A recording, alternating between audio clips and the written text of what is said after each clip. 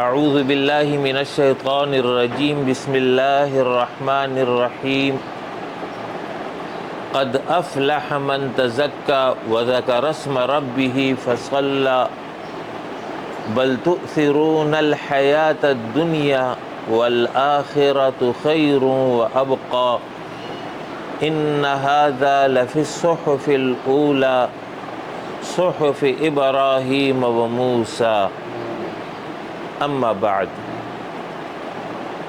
سورہ الاعلی 30ویں سپارے کی سورت، اس کی یہ آخری آیات قرأت کی گئی ہیں۔ ان آیات مبارکہ میں اللہ رب العالمین نے کامیابی کا سب سے اہم سبب بیان کیا ہے، اور اس راہ میں جو شے سب سے بڑی رکاوٹ ہے اس کا ذکر کیا ہے، اور اس مضمون کی اہمیت کو اس طرح بیان کیا گیا کہ یہ مضمون نہ صرف قرآن میں ہے بلکہ سابقہ انبیاء کو بھی یہی تعلیم دی گئی ہے۔ یہ ان آیات کا خلاصہ اس کا مضمون اور سبق ہے۔ پہلی بات اللہ نے یہ فرمائی، قد افلح من تزکا، یقیناً کامیاب ہو گیا وہ جس نے پاکی حاصل کی۔ کامیابی کس کو کہتے ہیں؟ کامیابی کا ایک وہ تصور ہے جو اہل دنیا سمجھتے ہیں، اور اس حوالے سے مختلف معیارات ہیں، اور جو بھی معیار اپنے لیے بنا لیا جائے اسی کے مطابق پھر کامیابی اور ناکامی کا نتیجہ اخذ کرتے ہیں۔ کسی کے نزدیک معیار کامیابی مال اور دولت کا حصول ہے، لہذا جس کے پاس مال کی کثرت ہو وہ کامیاب انسان ہے، اور جو اس سے محروم ہو وہ ناکام انسان ہے۔ کسی کے ہاں معیار کامیابی اقتدار اور منصب ہے، تو جسے یہ اقتدار اور منصب حاصل ہو وہ کامیاب انسان ہے، اور جو محروم ہو وہ ناکام انسان ہے۔ اسی طریقے سے کسی کے ہاں معیار شہرت ہے، مقبولیت ہے، کسی کے ہاں کوئی اور معیار ہوگا۔ غرض جو شے بھی انسان اپنے لیے معیار بنانا چاہے بنا سکتا ہے، اور اس پیمانے پر کامیابی اور ناکامی کا تعین کر سکتا ہے۔ مثلاً ایک دکاندار ایسا ہے جو چاہتا یہ کہ میرے پاس گاہکوں کی کثرت ہو،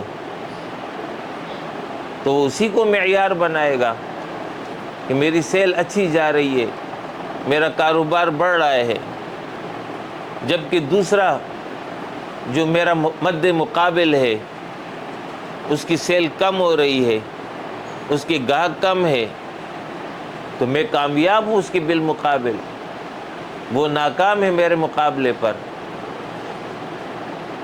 یہ مختلف انداز سے پیمانے اس کا تعین لوگ کر رہے ہوتے ہیں۔ ایک معیار کامیابی قرآن نے بیان کیا ہے، لہذا جب قرآن نے جو معیار کامیابی بیان کیا تو اسی کے مطابق پھر وہ کامیابی اور ناکامی کا نتیجہ بیان کرتا ہے۔ قرآن کا معیار کامیابی سورہ آل عمران میں بیان ہوا ہے کہ فمن زحزح عن النار وادخل الجنۃ فقد فاز، جو جہنم کی آگ سے دور کر دیا گیا، جنت میں داخل کر دیا گیا، یقیناً وہ کامیاب ہو گیا۔ یہ ہے وہ معیار کامیابی قرآن کے نزدیک۔ ذالک الفوز العظیم، ذالک الفوز الکبیر۔ قرآن اس کو نہ صرف یہ کہ کامیابی قرار دیتا ہے، بلکہ عظیم کامیابی اور بڑی کامیابی سے تعبیر کرتا ہے، گویا کہ یہی در حقیقت اصل کامیابی ہے کہ ایک انسان جہنم کی آگ سے بچ جائے، جنت میں داخل ہو جائے۔ قرآن نے اس مضمون کو کھول کر بیان کیا، اور نبی اکرم صلی اللہ علیہ وسلم نے اپنی احادیث میں اس کو واضح کیا کہ دنیا کی یہ زندگی اصل اور حقیقی زندگی نہیں ہے، یہ ایک مقررہ مدت ہے جو انسانوں کو دی گئی ہے، اور پھر ہر انسان کی متعین مدت دوسرے انسان سے الگ ہے۔ یہ نہیں ہے کہ تمام انسانوں کو مقررہ اور متعینہ مدت دی گئی ہے، کسی کو کم دی گئی ہے، کسی کو زیادہ دی گئی ہے، لیکن ہے محدود زندگی۔ ایسا نہیں ہے کہ انسان اس دنیا میں ہمیشہ کے لیے رہے گا، اور اس بات کو تمام انسان بخوبی سمجھتے اور جانتے ہیں کہ جو انسان اس دنیا میں آیا ہے اس نے لازماً اس دنیا سے جانا ہے۔ ہمیشگی اور دوام کسی کو حاصل نہیں ہے، کتنا ہی بڑا نیک کیوں نہ ہو، کتنا ہی اللہ کا مقرب کیوں نہ ہو، انبیاء سے تو بڑھ کر کوئی نہیں ہے۔ جب وہ دنیا سے چلے گئے تو دوسرا کون سا انسان ہے جو ہمیشگی کی زندگی پالے گا؟ تو دنیا کی زندگی ایک متعینہ مدت ہے جو دی گئی ہے، الی اجل مسمی، ایک وقت مقررہ تک کے لیے دی گئی ہے۔ دوسرا یہ ہے جو مدت دی گئی ہے یہ مدت محدود ہونے کی وجہ سے اس کے بالمقابل جو دوسری زندگی آ رہی ہے اس کے لامحدود ہونے کے سے اگر موازنہ ہو جائے تو یہ انتہائی قلیل ہے۔ بظاہر ایک انسان کو 60 سال، 80 سال، 90 سال، 100 سال مل جائے، لیکن جب اس کا موازنہ دوسری زندگی سے کیا جائے گا تو یہ اس کے مقابلے پر انتہائی حقیر، انتہائی معمولی نظر آئے گی۔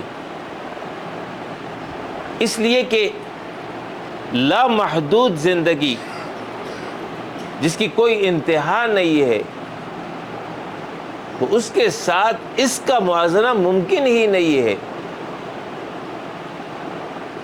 اور اس بات کو رسول اللہ صلی اللہ علیہ وسلم نے ایک حدیث میں اس طرح واضح کیا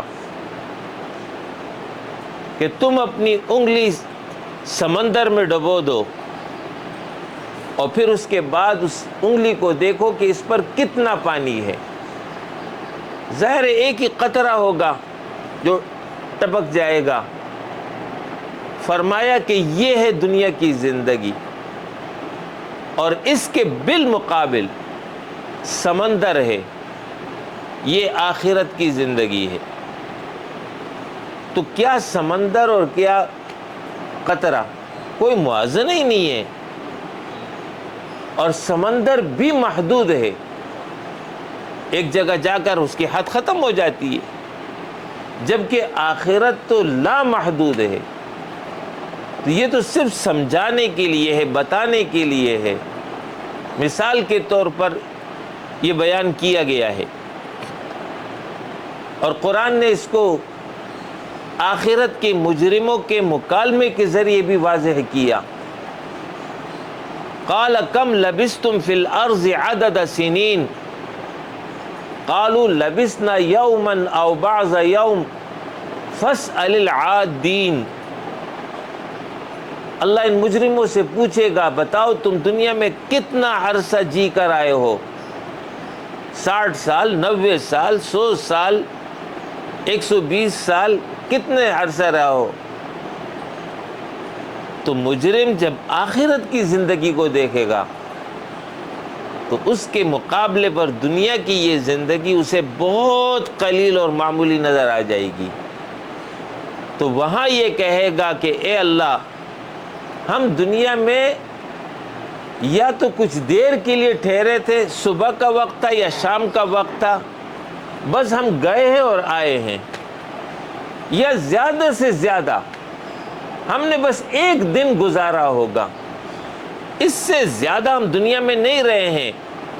فاسأل العادین، شمار کرنے والوں سے پوچھ لے، مراد فرشتے جو حساب کتاب ان کا رکھتے ہیں۔ تو اللہ فرمائے گا قال ان لبثتم الا قلیلا لو انکم کنتم تعلمون، یقیناً تم دنیا میں تھوڑا ہی عرصہ رہے ہو، یہ بات تمہاری ٹھیک ہے، لیکن اس بات کو اگر تم دنیا میں سمجھ لیتے تو آج تمہارا یہ انجام نہ ہوتا۔ اس وقت تو تم دنیا کی زندگی میں گم تھے، مگن تھے، احساس ہی نہیں تھا کہ مرنا بھی ہے، قبر ہے، آخرت ہے، حقیقی زندگی سے واسطہ ہے۔ بس دنیا کی زندگی کو حقیقی زندگی سمجھ بیٹھے تھے، تو پھر اس کا نتیجہ آج اس عذاب کی صورت میں تمہارے سامنے ہے۔ لہذا دوسری بات یہ بتائی جا رہی ہے کہ تمہیں جو زندگی دی گئی ہے یہ انتہائی قلیل ہے، ایک عرصہ ہے جو روز بروز کم ہو رہا ہے۔ تیسرا یہ ہے کہ جو زندگی تمہیں دی گئی ہے یہ در حقیقت بطور امتحان اور آزمائش دی گئی ہے۔ الذی خلق الموت والحیات لیبلوکم ایکم احسن عملا، اللہ وہ ہستی ہے جس نے موت اور زندگی کا یہ نظام بنایا، تمہیں زندگی دیتا ہے پھر تمہیں موت دے دیتا ہے۔ یہ نظام کیوں بنایا؟ تمہارا امتحان وہ لے رہا ہے، کون تم میں بہتر ہے عمل کے اعتبار سے۔ گویا کہ یہ دنیا کی زندگی بطور امتحان دی گئی ہے، بطور آزمائش دی گئی ہے۔ یہ وہ تین باتیں ہیں جو قرآن نے انسان کے سامنے واضح کی ہے۔ وقت ہے، مقررہ ہے، وقت ہے، بہت قلیل ہے، وقت ہے، آزمائش اور امتحان کے لیے ہے، اور اس کے اختتام پر اصل اور حقیقی زندگی کا آغاز ہو جائے گا۔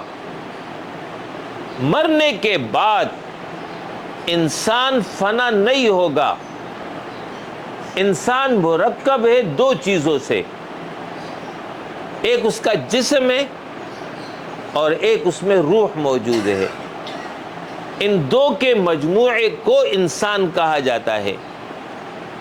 اگر بدن سے روح نکل جائے تو نکلنے کے بعد پھر ہم یہ تو کہتے ہیں کہ یہ انسان کی لاش ہے، باڈی ہے، میت ہے، لیکن ہم یہ نہیں کہتے ہیں کہ یہ انسان ہے۔ انسان ہم اس کو کہتے ہیں جس میں روح موجود ہو۔ روح کے نکلنے کے بعد پھر وہ انسان نہیں رہتا ہے، بلکہ انسان کا جسم بن جاتا ہے۔ تو انسان مرکب ہے جسم اور روح سے، اور ان دو میں اصل روح ہے اور جسم اس کا تابع ہے۔ یہ جسم اس روح کے لیے ایک قالب کے طور پر اس دنیا میں دیا گیا ہے۔ چونکہ انسان اس دنیا میں آیا ہے، اس نے اس دنیا کے اندر زندگی گزارنی ہے، لہٰذا اس کا یہ جسم اسی زمین سے بنا ہے۔ پہلا انسان آدم علیہ السلام، اس کا جسم براہ راست مٹی سے بنایا گیا، جبکہ اس کے بعد جتنے بھی انسان دنیا میں پیدا ہو رہے ہیں یہ بالواسطہ مٹی سے پیدا ہو رہے ہیں۔ جو غذا انسان کھاتا ہے مٹی سے بنتی ہے، اس کے نتیجے میں خون ہے، اس کے نتیجے میں نطفہ ہے، اس کے نتیجے میں پھر انسان کی تخلیق ہوتی ہے۔ مرنے کے بعد یہ جسم مٹی کی طرف دوبارہ چلا جاتا ہے اور پھر اسی مٹی کے ساتھ مل کر کے مٹی ہو جاتا ہے۔ آیا یہاں سے واپس چلا گیا۔ منہا خلقناکم وفیہا نعیدکم، ہم نے تمہیں اس زمین سے پیدا کیا اور اسی کی طرف ہم تمہیں لوٹا دیں گے۔ یہاں تک تو ایک مرحلہ ہے۔ دوسرا یہ کہ روح ہے انسان کی، تو روح اللہ نے اپنی جانب سے اس کو بھیجا تھا، آیا جسم میں داخل ہو گیا، انسان زندہ ہو گیا، پھر یہ روح یہاں سے نکل جاتی ہے۔ نکلنے کے بعد ختم نہیں ہو جاتی، فنا نہیں ہو جاتی، اور در حقیقت اصل انسان جیسے میں نے ذکر کیا کہ وہ روح ہی ہے، لہٰذا یہی انسان دوبارہ پلٹ کر کے اپنے رب کی طرف روانہ ہو جاتی ہے۔ ارجعی الی ربکی راضیۃ مرضیہ، اگر نیک روح ہوگی، نفس مطمئنہ والی کیفیت میں ہوگی، استقبال ہوگا، خوش آمدید اسے کہا جائے گا، جنت میں اسے بھیج دیا جائے گا۔ لیکن اگر روح خبیثہ ہوگی، باغی اور سرکش والی کیفیت میں ہوگی، تو اسے دھتکار دیا جائے گا اور اسے جہنم کی طرف روانہ کر دیا جائے گا، ختم نہیں ہوگا۔ اسی کو ہم انتقال کے لفظ سے تعبیر کرتے ہیں۔ جب ہم کسی کے مرنے کی خبر کسی کو دیتے ہیں تو ہم کہتے ہیں فلاں بھائی کا انتقال ہو گیا۔ تو انتقال عربی میں کہتے ہی اسی کو ہے کہ ایک جگہ سے دوسری جگہ منتقل ہو گیا، پہلے ایک جگہ تھا دوسری جگہ چلا گیا۔ تو یہ روح کچھ عرصے کے لیے دنیا میں آئی اور اب دنیا سے واپس منتقل ہو گئی آخرت کی طرف۔ لہٰذا مرنے کے بعد انسان فنا نہیں ہوگا، منتقل ہو جائے گا۔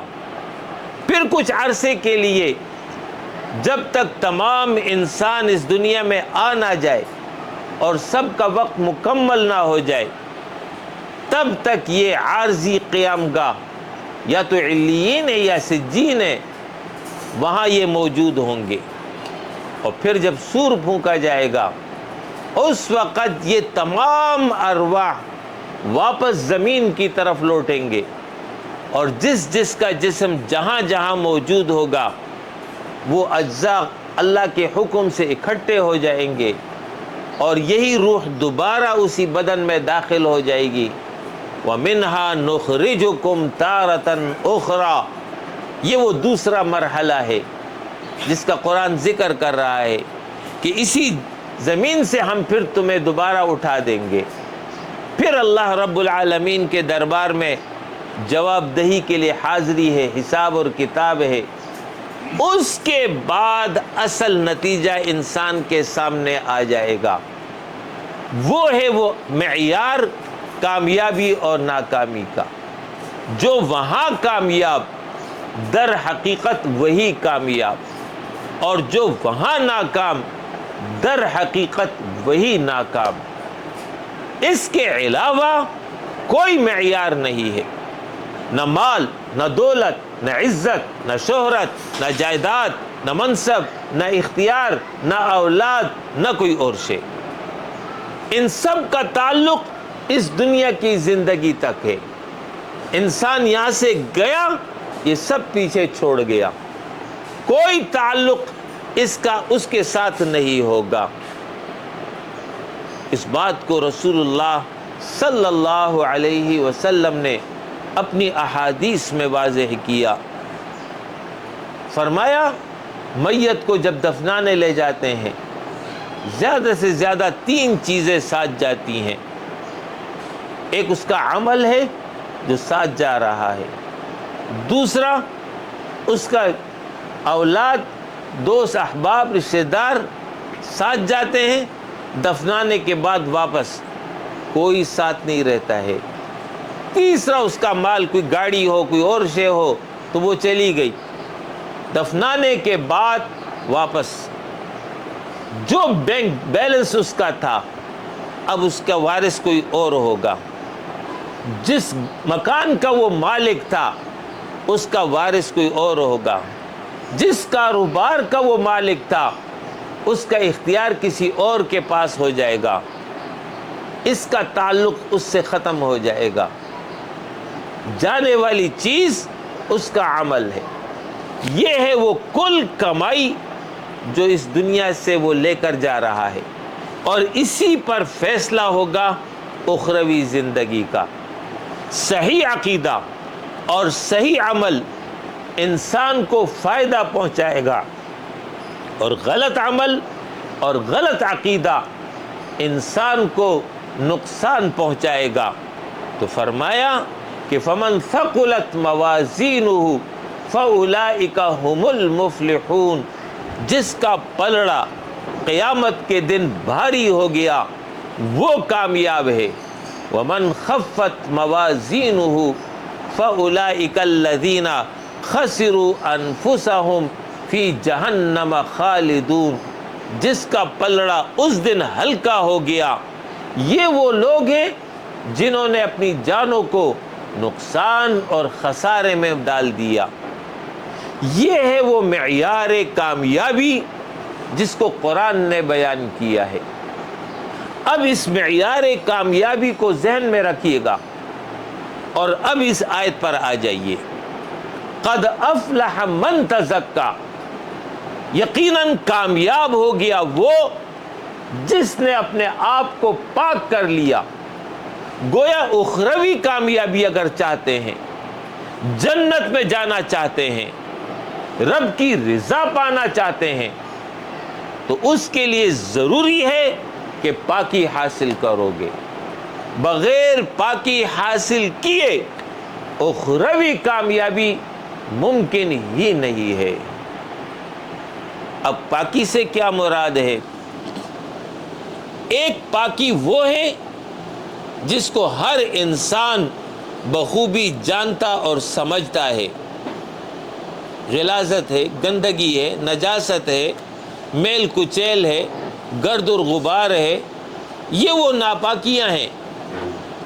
جب انسان اس کو اپنے سے دور کر دے تو کہا یہ جاتا ہے کہ یہ پاک ہو گیا، یہ صاف اور ستھرا ہو گیا. لیکن یہ یہاں مراد نہیں ہے. اگرچہ دین کی تعلیم اس حوالے سے بھی واضح ہے کہ ظاہری نجاست اور غلاظت، گرد اور غبار سے اپنے آپ کو پاک اور صاف رکھو گے. صفائی ایمان کا نصف حصہ ہے. تعلیم دی گئی ہے، ترغیب دی گئی ہے. لیکن اس جگہ یہ مراد نہیں ہے. اگر یہی مراد ہو جائے پھر تو کافر بھی صبح اور شام نہائے تو وہ بھی کامیاب ہو گیا, وہ بھی جنت میں پہنچ گیا. یہ مراد نہیں ہے. تو پھر کیا مراد ہے؟ تو ظاہر ہے جب قرآن ایک بات کہہ رہا ہے تو قرآن سے معلوم کریں گے کہ قرآن کے نزدیک ناپاکی اور پاکی کا معیار کیا ہے. جب ہم قرآن میں تدبر غور کریں تو ہمارے سامنے یہ بات واضح ہوتی ہے کہ انما المشرکون نجس. قرآن کا اعلان یہ ہے کہ مشرک ناپاک ہے. اب مشرک کو جو ناپاک کہا گیا ہے وہ اس معنی میں نہیں کہا گیا ہے کہ اس کا بدن جو ہے میلا اور کچیلا ہے, وہ بوسیدہ گندے کپڑوں میں رہتا ہے. مشرک تو کسی بھی کیفیت میں ہو, چاہے وہ گندے کپڑے میں ہو چاہے وہ اچھے کپڑے میں ہو. قرآن تو سب کو کہہ رہا ہے کہ سب ناپاک ہے. قرآن نے یہ تخصیص نہیں کی ہے کہ وہ مشرک جو گندے کپڑوں میں ہوگا وہ ناپاک ہے. نہیں, فرمایا کہ مشرک گندا ہے. اب جب مشرک گندا ہو گیا تو سبب گندگی کا, نجاست گندگی کا, اس کا شرک بن گیا. اس کے علاوہ تو دوسری کوئی چیز ذکر نہیں ہو رہی ہے, شرک کا ذکر ہو رہا ہے. تو گویا کہ سب سے بڑی گندگی اور غلاظت قرآن کی نظر میں وہ شرک ہے. تو شرک یہ وہ معنوی ناپاکی ہے. انسان اس کو محسوس نہیں کر سکتا ہے, انسان اس کو گندگی نہیں سمجھ سکتا ہے, لیکن جب قرآن کا اعلان یہ ہے تو اس سے یہ معلوم ہو گیا کہ وہ معنوی ناپاکی جو قرآن کے پیش نظر ہے وہی مراد ہے. تو سب سے بڑی گندگی اور غلاظت کفر, شرک, نفاق کا عقیدہ ہے. جب انسان اس کو اختیار کر لیتا ہے تو یہ انسان اللہ کی نظر میں گندا ہے. تو قد افلح من تزکا, کامیاب ہو گیا وہ جس نے اپنے آپ کو شرک, کفر اور نفاق سے پاک کر لیا. کفری عقائد نہ ہو, شرکی عقائد نہ ہو, نفاق کی کیفیت میں وہ مبتلا نہ ہو, تبھی حقیقی معنوں میں وہ پاکی پا سکے گا اور تبھی اس کے لیے کامیابی کی راہ ہموار ہو سکتی ہے. یہ ہے سب سے اہم اور بنیاد, اسی کو عقیدہ کہتے ہیں. اسلام نے عقیدے کو بنیادی اہمیت دی ہے. اس کی وجہ کیا ہے؟ وجہ یہ ہے کہ عقیدے کا تعلق انسان کے قلب سے ہے. اور یہ بات بھی سمجھ لیجئے, جب اس طرح کہا جاتا ہے کہ اس کا تعلق اس کے دل سے ہے تو دل سے مراد یہ دل نہیں ہے جو بدن میں دھڑک رہا ہے, یہ تو جسم کا حصہ ہے, یہ تو گوشت کا لوتھڑا ہے. جیسے میں نے شروع میں وضاحت کر دی کہ یہ تو انسانی جسم ہے جو عارضی طور پر اسے دیا گیا ہے. دل سے مراد اس کی روح کی وہ کیفیت ہے جو دل میں موجود ہوتی ہے, وہ اصل دل ہے. اس میں اگر شرک موجود ہوا, اس میں اگر کفر موجود ہوا, وہ مراد ہے. تو عقیدہ انسان کے دل میں یہ موجود ہے. تو پھر انسان جو بھی عمل اختیار کرتا ہے اس عمل کا محرک سبب اس کا ارادہ ہوتا ہے. پہلے انسان ارادہ کرتا ہے, ارادہ کرنے کے بعد عمل کا درجہ آتا ہے. جب تک ارادہ نہیں کرے گا عمل کا وجود ممکن ہی نہیں ہے. اور ارادے کا مرکز وہ دل ہی ہے جس کو میں آپ کے سامنے بیان کر رہا ہوں. تو پہلے وہاں پر ارادہ پیدا ہوتا ہے, ارادہ پیدا ہونے کے بعد عمل وجود میں آتا ہے. تو تو اگر دل میں کفر ہوگا، شرک ہوگا، نفاق ہوگا، تو اسی کے مطابق وہ ارادہ کرے گا، اور جب یہ ارادہ کرے گا عمل وجود میں آ جائے گا۔ اس لیے اسلام میں اہمیت دل کو دی گئی ہے۔ انما الاعمال بالنیات، اعمال کی قبولیت اور عدم قبولیت کا دار و مدار نیت پر ہے، تو نیت کا مرکز تو دل ہی ہے۔ تو اگر صحیح نیت ہوگی تو عمل بھی صحیح ہو جائے گا، اور اگر نیت غلط ہوگی تو عمل بھی غلط ہو جائے گا۔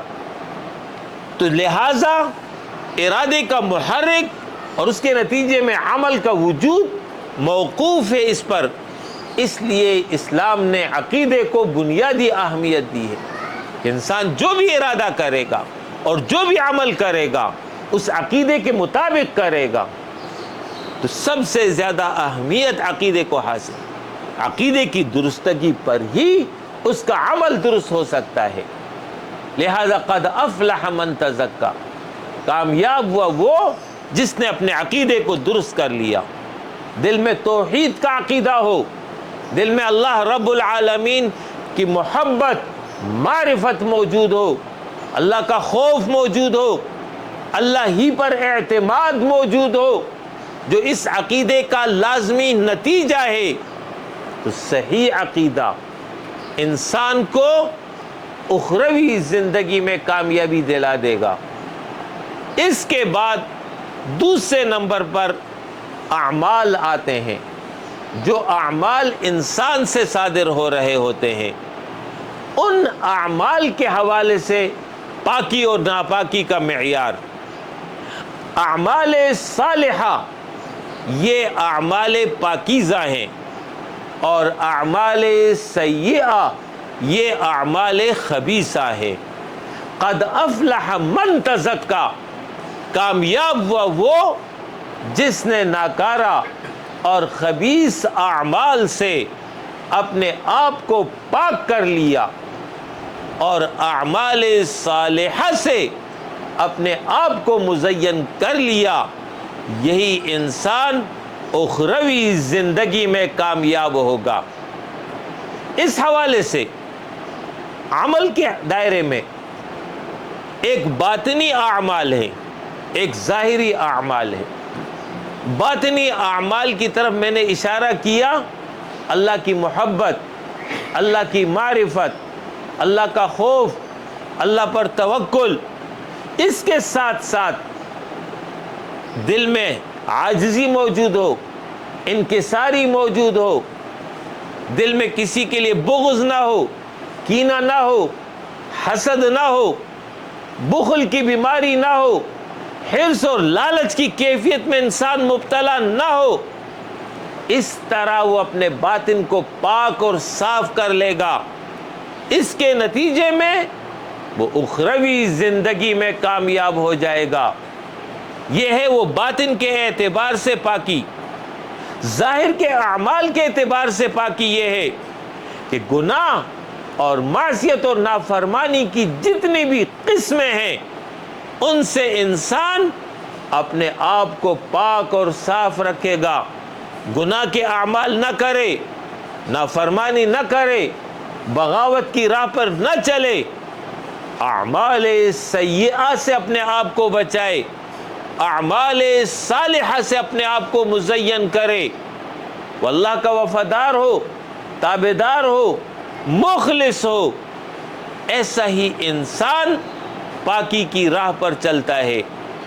پھر اگر اس کی میں مزید تشریح اور تفصیل میں جاؤں تو اس کے بعد درجہ آتا ہے تزکیۃ الاموال، مال کی پاکی۔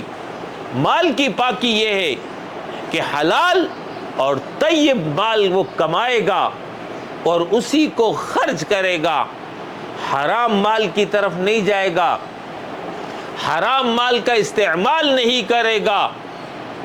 سود کی صورت ہے، دھوکے کی صورت ہے، چوری کی صورت ہے، یا کسی اور شکل میں کسی اور کا مال ناجائز طور پر لیتا ہے، اپنے استعمال میں لے آتا ہے، یہ وہ حرام لقمہ ہے، حرام غذا ہے، حرام دولت ہے جس کو پالے، ایسا انسان آخرت میں کامیاب نہیں ہو سکتا۔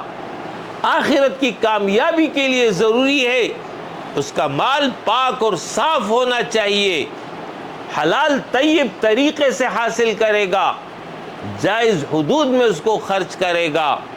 یہ تزکیۃ الاموال ہے۔ تزکیۃ اللسان، زبان کی پاکی۔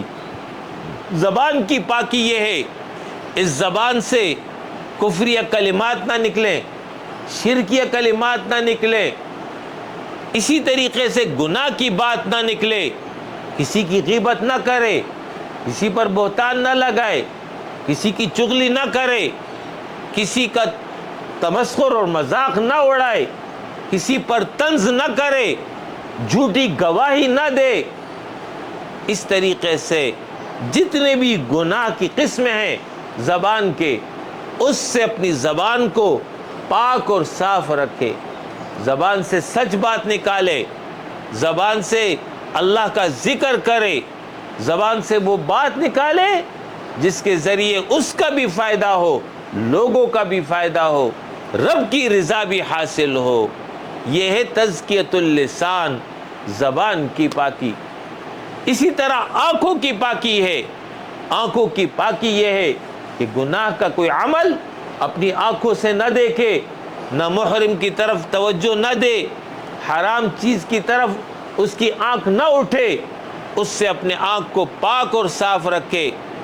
کانوں کی پاکی، گناہ کی بات چاہے وہ گانے کی صورت میں ہو، چاہے وہ گالیوں کی صورت میں ہو، چاہے نامحرموں کی گفتگو کی صورت میں ہو، چاہے کسی اور شکل میں ہو، اپنے کانوں کو اس مقصد کے لیے نہ استعمال کرے، اپنے کانوں کی حفاظت کرے گا، غلط جگہ اس کو استعمال نہیں کرے گا۔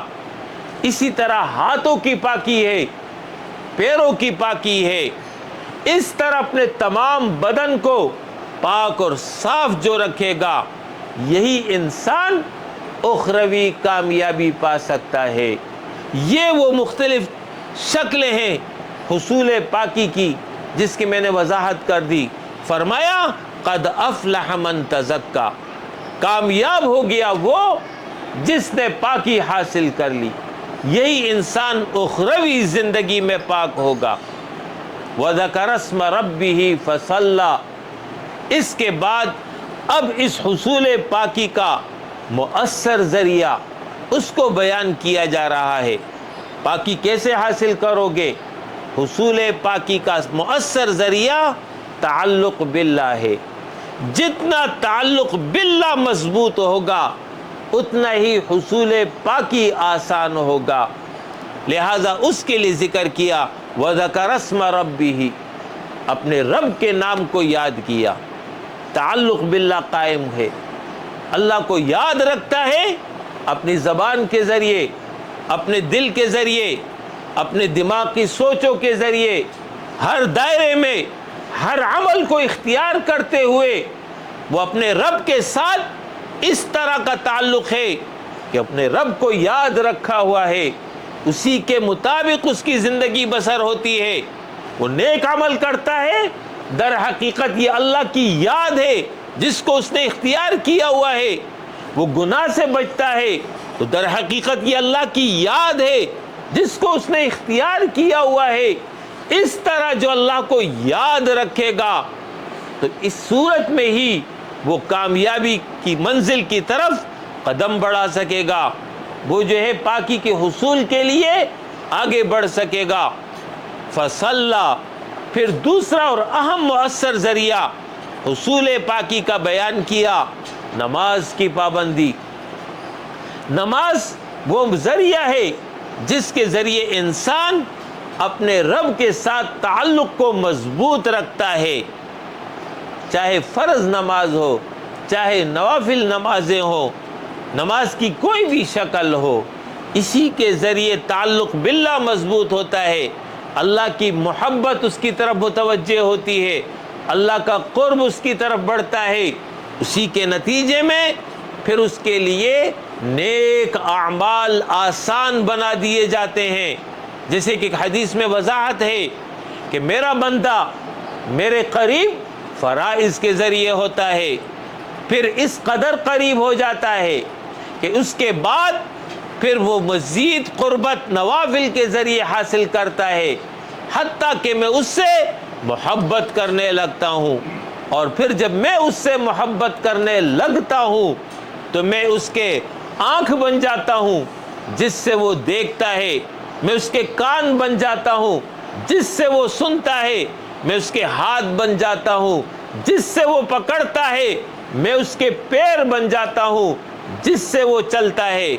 مطلب اور مفہوم حدیث کا یہ ہے کہ ایسا بندہ مرضات رب کا نمونہ بن جاتا ہے، اس کا ہر عمل اللہ کی رضا اور پسند کے مطابق ہو جاتا ہے. یہ ہے وہ تعلق جو قائم ہو جاتا ہے. تو اس کا مؤثر ذریعہ نماز ہے، اس لیے نماز کا ذکر کیا. وَذَكَرَ اسْمَ رَبِّهِ فَصَلَّى، اپنے رب کے نام کو یاد کیا پر اس نے نماز ادا کی. اس کے بعد اب اس راہ کی سب سے بڑی رکاوٹ اس کا ذکر ہو رہا ہے. بل تؤثرون الحیات الدنیا والآخرۃ خیر وابقى، بلکہ اے لوگو تم دنیا کی زندگی کو ترجیح دے رہے ہو، حال یہ ہے کہ آخرت باقی رہنے والی ہے اور بہتر بھی ہے. لہٰذا ایک ایسا انسان جو دنیا کی محبت میں گرفتار ہو جائے، جو خواہش نفس کا غلام بن جائے، جس کے نزدیک معیار دنیا بن جائے، ایسا انسان کبھی پاکی نہیں حاصل کر سکتا، وہ کبھی رب کے قریب نہیں ہو سکتا، وہ کبھی اخروی زندگی میں نجات نہیں پا سکتا. رسول اللہ صلی اللہ علیہ وسلم نے فرمایا تعس عبد الدینار تعس عبد الدرہم، ہلاک ہو جائے دینار کا بندہ، ہلاک ہو جائے ڈالر کا بندہ، روپیے کا بندہ، اسے ملے تو راضی ہوتا ہے، نہیں ملے ناراض ہو جاتا ہے. اس کو اس کے حال پر چھوڑ دو، اس کے ساتھ کسی مکالمے کی تعاون کی ضرورت نہیں ہے. یہ کون ہے؟ یہ دنیا کا بندہ ہے، عبد الدینار ہے، عبد الدرہم ہے. لہٰذا ایسا انسان جو دنیا کی محبت پہ گرفتار ہے، خواہش نفس کا غلام ہے، دنیا کو ترجیح دیے ہوئے ہے، وہ کبھی پاکی حاصل نہیں کر سکتا. اس لیے فرمایا بل تؤثرون الحیات الدنیا والآخرۃ خیر وابقى، تم دنیا کی زندگی کو ترجیح دے بیٹھے ہو، حال یہ کہ آخرت بہتر اور باقی رہنے والی ہے. ان ھذا لفی الصحف الاولی صحف ابراہیم و موسیٰ، مضمون کی اہمیت اور تاکید کے پیش نظر بیان کیا جا رہا ہے کہ قرآن جس بات کو یہاں بیان کر رہا ہے، یہ صرف قرآن ہی کا کلام نہیں، صرف قرآن ہی کی بات نہیں، بلکہ اس سے پہلے جو کتابیں اور صحیفے انبیاء کو دیے گئے ان میں اس کا ذکر موجود ہے. بالخصوص دو انبیاء کا نام لیا ہے، صحف ابراہیم و موسیٰ. ابراہیم کے صحیفوں میں بھی یہ بات موجود ہے، موسیٰ علیہ السلام کے صحیفوں میں بھی یہ بات موجود ہے. ابراہیم علیہ السلام کا ذکر اس لیے کیا کہ جس وقت قرآن نازل ہو رہا تھا، آسمانی کتاب کے حاملین، تورات اور انجیل رکھنے والے اپنا تعلق ابراہیم سے جوڑتے تھے کہ وہ ابراہیم، اس کے ساتھ ہماری نسبت ہے. اور دوسری جانب اہل قریش جو کہ اہل کتاب تو نہیں تھے، مشرک تھے، وہ اپنا نسبی تعلق ابراہیم کے ساتھ جوڑتے تھے. تو قرآن پیغام دے رہا ہے کہ جس کو تم اپنا مرشد تسلیم کر رہے ہو، جس کو تم اپنا بڑا تسلیم کر رہے ہو، وہ بھی یہی تعلیم لے کر آیا ہے جو قرآن بیان کر رہا ہے. پھر موسیٰ علیہ السلام کا ذکر اس لیے کیا کہ قریب ترین ملت مسلمانوں کے وہ بنی اسرائیل تھے جن کے درمیان انبیاء اور کتابیں تسلسل کے ساتھ موجود رہیں. لہٰذا ان کا بطور خاص ذکر کیا کہ جو بات قرآن کہہ رہا ہے صرف قرآن کا پیغام نہیں ہے، بلکہ اس سے پہلے جو ملت گزری ہے جس کا جلیل القدر پیغمبر سیدنا موسیٰ علیہ السلام ہے، جن پر تورات جیسی عظیم الشان کتاب نازل ہوئی تھی، وہ بھی یہی پیغام لے کر آئے ہیں۔ لہٰذا مضمون کی اہمیت اور تاکید کو اس طرح انسان کے سامنے واضح کیا گیا۔ یہ ہے وہ ذریعہ پاکی کے حاصل کرنے کا اور پاکی کے حصول کے بعد اخروی کامیابی کے حصول کا۔ اقول قولی ھذا واستغفر اللہ لی ولکم ولسائر المؤمنین وآخر دعوانا ان الحمد للہ رب العالمین۔